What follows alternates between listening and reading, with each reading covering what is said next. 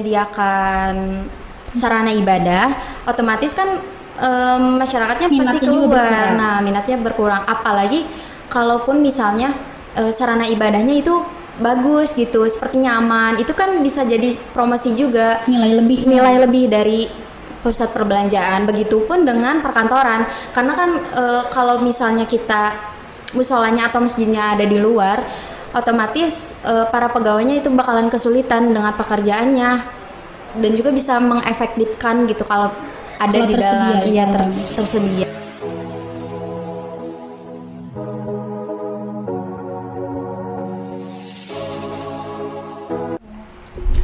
Assalamualaikum warahmatullahi wabarakatuh.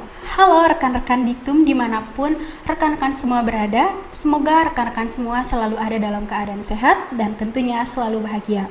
Lalu saya ucapkan terima kasih untuk rekan-rekan semua yang selalu setia menonton channel YouTube-nya Podcast Diktum ini. Nah, kali ini saya Melati Putri Supriyatna berkesempatan untuk menjadi host podcast di episode ke-11 dengan topik sarana beribadah di tempat perkantoran dan perbelanjaan. Mungkin rekan-rekan semua sudah sering mendengar fasilitas ibadah karena rekan-rekan semua tuh sering berpergian kan, tentunya hal utama yang kita cari itu tempat beribadah.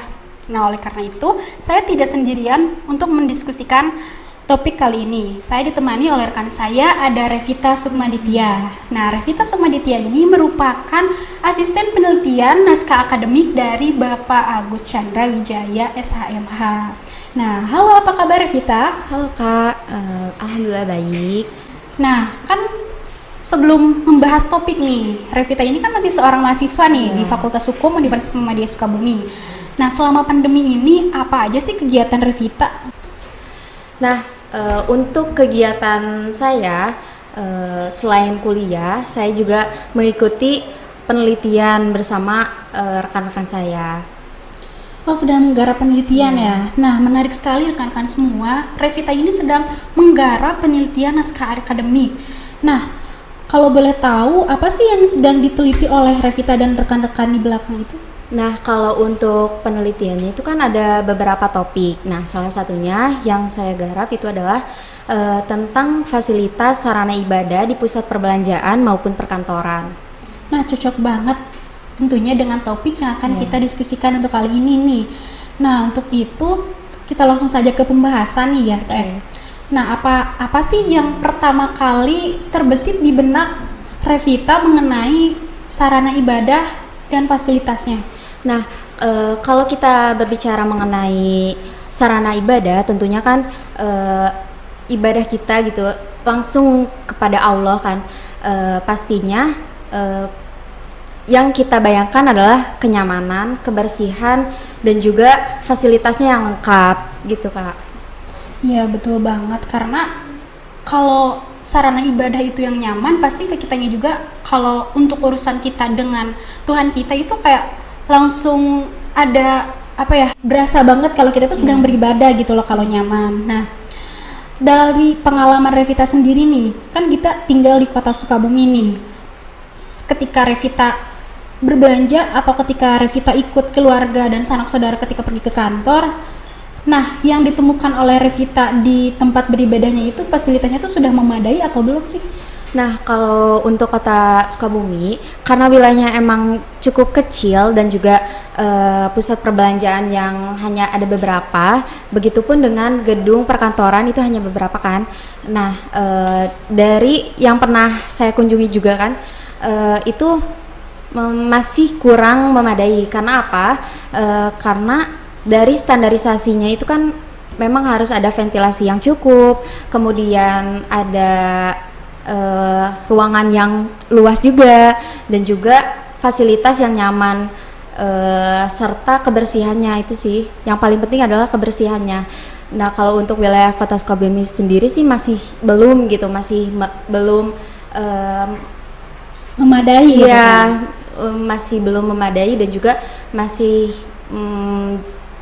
belum aja gitu standarisasinya, masih belum, kurang. Iya, masih kurang. Kalau kita bisa bandingkan nih ya, kota Sukabumi itu mungkin Revita pernah pergi nih ke suatu tempat. Nah, plus minusnya pasti pasti akan ada kan. Iya. Nah, hal yang paling menonjol itu di bagian apanya gitu loh? Nah, kalau untuk masalah fasilitasnya di sarana ibadah, itu pastinya dari ventilasi udara dan minimnya cahaya sih. Karena kan kalau misalnya kita beribadah itu kan pastinya lebih khusyuk kalau misalnya tempatnya itu luas, kemudian ventilasi udaranya Tidak yang cukup, iya tidak pengap. Apalagi di pusat perbelanjaan kan pasti banyak banget kan orang yang berkunjung, apalagi ketika kita mau beribadah kan pastinya kita yang mencari yang pertama itu musola gitu kan. Dan juga beberapa kebersihan juga maksudnya Masih minus masih gitu kan? minus juga karena kebersihannya. Ya itu sih yang paling penting kan nyaman kan untuk beribadah itu. Nah, balik lagi ke penelitian. Kan sama nih sama topik yang sedang didiskusikan. Nah, apakah ada perbandingan dengan kota lain? Ya, nah kotanya itu plus minusnya tuh jauh banget apa enggak sih? Nah, kota mana gitu yang dibandingkan dengan kota Sukabumi gitu? Nah, kalau untuk itu kan pasti ada punya peraturan sendiri, setiap kota itu pasti punya peraturan daerahnya sendiri-sendiri. Nah, kita cari perbandingan, misalnya kita ke kota Bandung. Nah, kalau kota Bandung itu kan ada di situ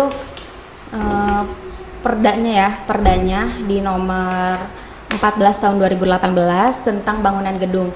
Nah, di situ dijelaskan bahwa bangunan gedung itu, terutama perkantoran dan juga pusat perbelanjaan itu harus menyediakan fasilitas sarana ibadah dan tentunya yang pastinya nyaman, ventilasinya cukup, pencahayaannya juga cukup, kemudian luasnya dari total semua gedung itu harus cukup gitu. Nah, dari tadi berbicara mengenai perda, berarti ada aturan khususnya dong Iya. mengenai adanya atau layak atau tidaknya fasilitas ibadah itu. Nah, di kota Sukabumi sendiri, peraturan yang sudah tertera atau tertulis di perdanya itu peraturan nomor berapa dan harusnya itu seperti apa gitu?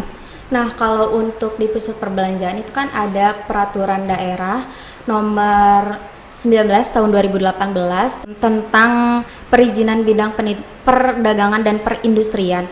Nah, di situ menjelaskan bahwa toko modern atau pusat perbelanjaan seperti mall itu memang harus ada diadakannya sarana ibadah.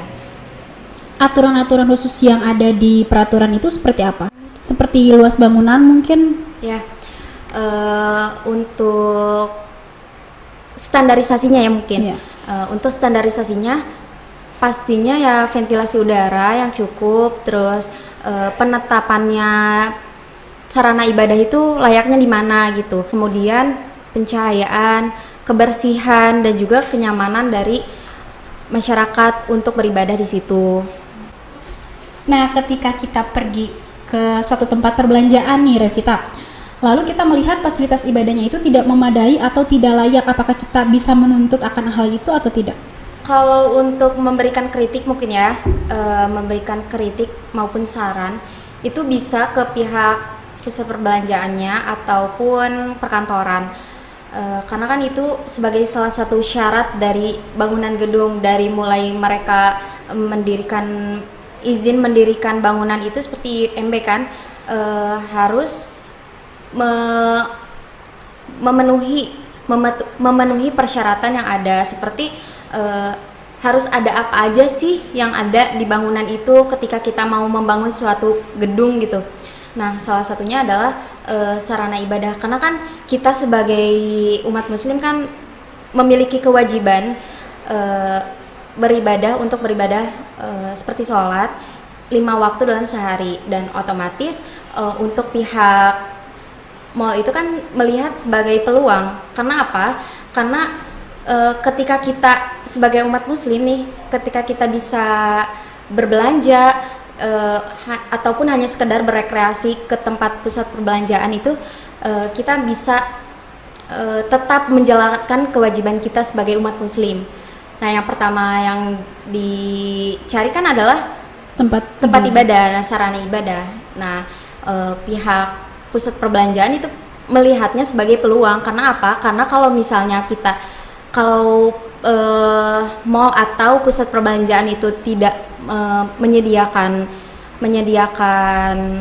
sarana ibadah, otomatis kan masyarakatnya Minatnya pasti juga keluar. berkurang. Nah, minatnya berkurang. Apalagi kalaupun misalnya sarana ibadahnya itu bagus gitu, seperti nyaman, itu kan bisa jadi promosi juga, nilai lebih dari pusat perbelanjaan. Begitupun dengan perkantoran, karena kan kalau misalnya kita musolanya atau masjidnya ada di luar, otomatis para pegawainya itu bakalan kesulitan dengan pekerjaannya, dan juga bisa mengefektifkan gitu kalau ada Kalau di tersedia dalam, di iya dalam. tersedia.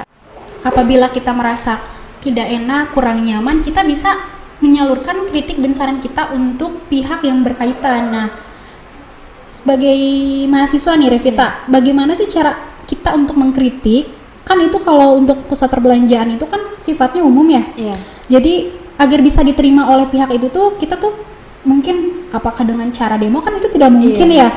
Nah, ada gak sih cara kritik dan saran untuk lebih enak diterima oleh pihak yang berkaitan?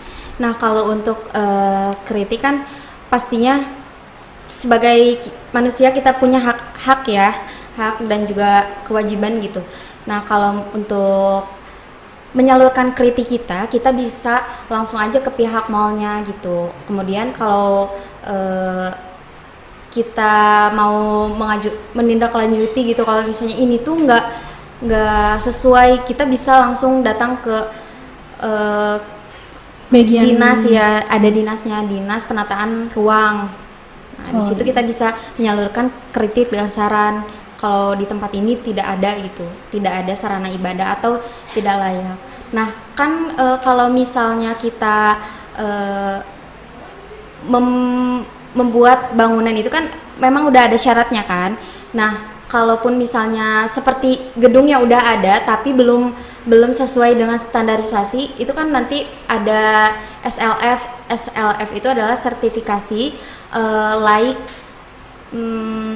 fasilitas, layak fungsi. Nah,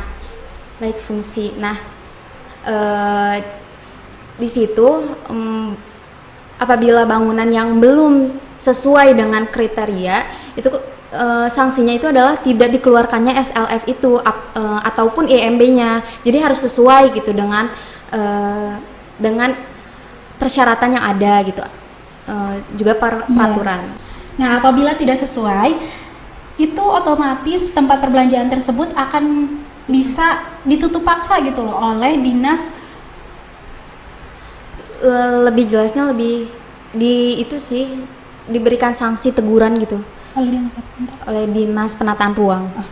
Ya, akan diberikan sanksi oleh dinas penataan ruang tentunya. Nah, maka dari itu apabila kita nanti berniat untuk mendirikan suatu tempat perbelanjaan gitu, atau kita sebagai pekerja gitu di situ, ataupun kita bekerja di suatu tempat perkantoran, nah kita bisa mengusulkan bahwa sarana ibadah itu sangat penting gitu, dan tentunya ditambah dengan fasilitas yang sangat memadai. Betul banget Revita. Nah, dari tadi sudah berbicara mengenai fasilitas, dan yang dibicarakan itu yang pertama itu selalu nyaman. Karena kenapa? Karena ketika kita beribadah itu pasti hubungan yang pertamanya itu hubungan dengan Tuhan kita sendiri. Nah, dari situ apa sih Revita, bagaimana solusi dari permasalahan tersebut, baik solusi untuk pihak yang berkaitan seperti perkantoran dan pusat perbelanjaan, dan solusi untuk kita sebagai pengguna gitu. Nah, kalau kita berbicara mengenai solusi ya, pastinya kita balik lagi ke peraturannya. Nah, peraturan mengenai standarisasi kan, supaya kita terus nyaman dan juga terus bisa khusyuk melakukan ibadah. Nah, kalau berbicara mengenai kenyamanan, pastinya kan kita melihat lagi di standarisasinya, apakah bangunan tersebut sudah memenuhi persyaratan maupun standarisasi yang ada. Nah, kita bisa lihat di Peraturan Daerah Nomor 14 Tahun 2018 itu di pasal 32 yang menyebutkan bahwa fasilitas sarana ibadah itu perlu adanya ventilasi udara, kemudian pencahayaan dan juga fasilitas yang lainnya. Ya, seperti hal yang utama itu untuk wanita itu seperti mukena gitu kan ya. Mukena. Karena itu hal yang sangat penting gitu kan. Apabila kita datang ke tempat sarana ibadah, ketika melihat mukenanya tidak enak gitu atau bau gitu kan, biasanya suka bau kalau bekas orang lain itu. Nah, mungkin itu solusi untuk pihak yang bersangkutan itu bisa setiap ada piket untuk apa sih yang petugasnya ya petugasnya itu kita bisa memberikan wangi-wangian untuk membuat si konsumennya itu nyaman. Betul banget. Ya. Nah, untuk solusi kita ya sebagai kita aja gitu, sebagai umat muslim kan punya kesadaran sendiri. Kalaupun misalnya kita sebagai wanita gitu ya bawa dari rumah, apalagi dengan kondisi yang sekarang sedang pandemi, karena kita emang harus diharuskan membawa sejadah sendiri maupun mukena sendiri, peralatan sholat gitu. Nah, iya betul banget. Tidak hanya itu, mungkin tidak hanya di tempat perkantoran atau perbelanjaan. Nah, yang kita rasakan juga sebagai mahasiswa di tempat perkuliahan itu hal yang sangat mendukung untuk mahasiswa bisa nyaman gitu adalah adanya tempat beribadah gitu, agar kita tuh tidak membuang-buang waktu gitu ketika ada jam berikutnya untuk berkuliah atau ketika jam berikutnya ada pekerjaan lain, kita bisa dengan mudahnya datang ke tempat ibadah yang telah disediakan oleh pihak yang berkaitan, seperti disediakan oleh universitas atau disediakan oleh perkantorannya itu, dan yang disediakan oleh pusat perbelanjaan tentunya. Nah, rekan-rekan semua, tadi sudah dijelaskan mengenai topik yang kita diskusikan mengenai sarana ibadah atau fasilitas ibadah yang berada di tempat perkantoran ataupun perbelanjaan. Hal utama yang kita harus perhatikan adalah kenyamanan, di mana kenyamanan itu dapat membuat kita itu semakin tergerak untuk melakukan ibadah gitu loh. Nah, sebagai manusia juga hal yang pertama kita lihat ketika menemukan sarana ibadah itu pasti dilihat dari tempat juga, tempatnya nyaman apa enggak gitu kan, lalu dari ventilasi udara, dan semua itu sudah diatur sesuai dengan peraturan daerahnya masing-masing. Sebagai mahasiswa kita bisa mengajukan saran dan kritik tentunya untuk sarana yang telah disediakan oleh publik. Nah, dengan begitu menjadikan sarana publik menjadi lebih baik lagi. Cukup sekian pembahasan topik kali ini mengenai sarana beribadah di tempat perkantoran dan perbelanjaan. Apabila rekan-rekan semua ada yang ingin ditanyakan atau ingin bertanya lebih lanjut, bisa melalui kolom komentar ataupun melalui Instagram lbkh_umi. Dan tentunya rekan-rekan semua harus selalu stay tune di channel YouTube-nya Diktum, karena setiap minggunya pasti akan ada topik yang benar-benar bikin kita tuh berpikir gitu loh, karena selalu ada topik yang baru yang dapat membuat kita itu menambah wawasan dan ilmu pengetahuan. Nah, saya Melati Putri Supriyatna sebagai host podcast Dialektika Hukum bersama rekan saya Revita Sukmaditya sebagai narasumber, pamit undur diri. Terima kasih. Wassalamualaikum warahmatullahi wabarakatuh.